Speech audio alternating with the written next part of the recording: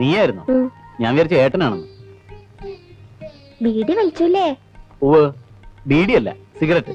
എന്തേ? എനിക്കൊന്നുമില്ല. വലിച്ച ക്യാൻസർ വരും, അത് മറക്കണ്ട. ഓ, അതെനിക്കറിയില്ല. നിന്നോട് ആര് പറഞ്ഞു? വെറുതെ കളിയാക്കണ്ടാട്ടോ. എന്തൊക്കെ എടുക്കാനുള്ളതെന്ന് വെച്ചാ വേഗം എടുത്തിറങ്ങിക്കോ. ഈ മുറിക്ക് അവകാശികൾ എത്തിയിട്ടുണ്ട്. അമ്പയർത്തി വന്നോ? വന്നു. ഏട്ടനും കുട്ടികളും എല്ലാരും ഉണ്ട്. അപ്പൊ ഞാൻ ഇന്ന് തൊട്ട് കുഞ്ഞമ്മാമയുടെ കൂടെ. ഈ മുറിയുടെ അവകാശം തീരെ കിട്ടണമെങ്കിൽ കല്യാണം കഴിയണം.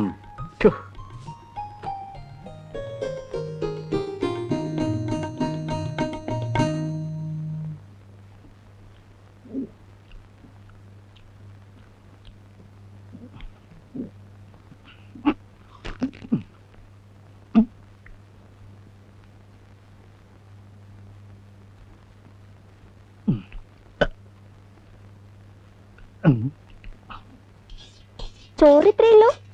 തികഞ്ഞില്ലേ? ആ സമയത്ത് അവരെടുത്ത് വന്നു കയറിയെന്ന ഒരു വിചാരമില്ല. നമുക്കില്ലെങ്കിലും സാരിയില്ല. ഏട്ടൻ വരുമ്പോ ഊണ് കൊടുക്കണ്ടേ? സാരമില്ല, നമുക്ക് ഇത്തിരി അരിയിടാം. കൊണ്ടുവയ്ക്കോ. കേസ് കിട്ടിയില്ലെങ്കിലും ദിവസം 2 ജാമ്യ കേസ് കിട്ടിയ കുറഞ്ഞത് 200 റുപ്യ വീഴും. പോരെ?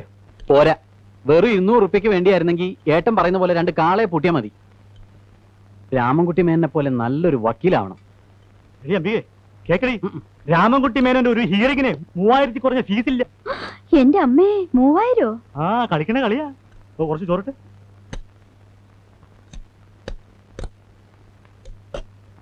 ഞാൻ എണീക്കണു, എന്റെ കൈ ഉണങ്ങി. എണീറ്റു. ഉണ്ണുമ്പോ എനിക്ക് സാവധാനം ഇരുന്ന് ഉണ്ണണം. എനിക്ക് ഇവിടെ വന്ന വിശപ്പ് കൂടുതലാ. അതിപ്പോ എവിടെ ചെന്നാലും കുറവൊന്നുമില്ല. കഴിഞ്ഞ കൊല്ലം പനയൂർ ചെറിയച്ഛന്റെ മോളുടെ കല്യാണത്തിന് 2ാം മന്തി തുടങ്ങിയിട്ടും ദിവാരേട്ടൻ ഇരുന്ന് തട്ട് തന്നെ. അവിടെ പിള്ളേര് കളിയാക്കി പറയണ കേട്ടപ്പോ എന്റെ തോലൊരിഞ്ഞു പോയി. ഒന്നും മിണ്ടാതിരിക്കടി. കുഞ്ഞമ്മായി, അന്ന് നമ്മളൊരു പേരിട്ടില്ലേ, പീറ്ററപ്പായി. അതിന് ഇത്ര കളിയാക്കി ചിരിക്കാൻ എന്താ ഉള്ളേ? ഓടി അവിടുന്ന്. വയസ്സിന് മൂത്താറുടെ കളി പറയണേ. പിള്ളേരുടെ മുഖം കഴിയിക്കേ. വാ.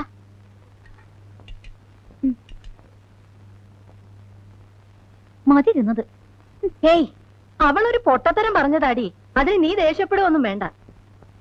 ഊണ് കഴിക്കുന്നത് അവരവരുടെ തൃപ്തിക്ക് കഴിക്കണം. ദിവാകരന് ഇഷ്ടം പോലെ കഴിക്കും. എന്നാ പിന്നെ ഞാനും ഒന്ന് കൈ കഴുകിയിട്ട് വരാം. മാലോ, ആ ദിവാകരൻ എപ്പോഴെത്തി? കുറച്ചു നേരമായി. ഇരിക്കു ദിവാകര. ഊണ് കഴിച്ചോണ്ടിരിക്കുമ്പോ രാജാവ് വന്നാലും എഴുന്നേൽക്കണ്ടെന്നാ. എന്തേ കുഞ്ഞമ്മാമേ? രാജാവ് വന്നാലും ഞാൻ എണീക്കില്ല. ഏട്ടൻ വന്നാ ഞാൻ എണീറ്റ് പോകും. ഇനി ഇരിക്കാലോ. 2 ദിവസം കൂടെ ഒക്കെ തീർത്തോളാം. എന്നിട്ട് ഉപ്പില്ല മുളകില്ലാന്ന് പരാതി. ഞങ്ങളാരും പുറത്ത് വിൽക്കുകയൊന്നുമല്ല, കുടുംബത്തെ ആവശ്യങ്ങൾക്ക് തന്നെ എടുക്കണേ. ഏട്ടനിരിക്കൂ. ആ, നമുക്ക് ഒരുമിച്ചിരിക്കാം. കുഞ്ഞമ്മാമ ഇരുന്നോട്ടെ. ആ, എന്നാ കുഞ്ഞമ്മാമ വരുന്നോളൂ. കുഞ്ഞമ്മാമക്കല്ലേ വിശപ്പും ദാഹമൊക്കെ.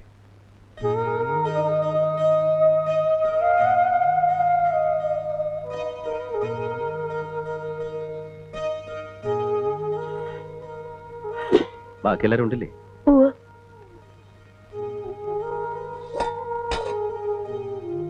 ഇനിയിപ്പോ അരി ഇടാനൊന്നും നിൽക്കണ്ട.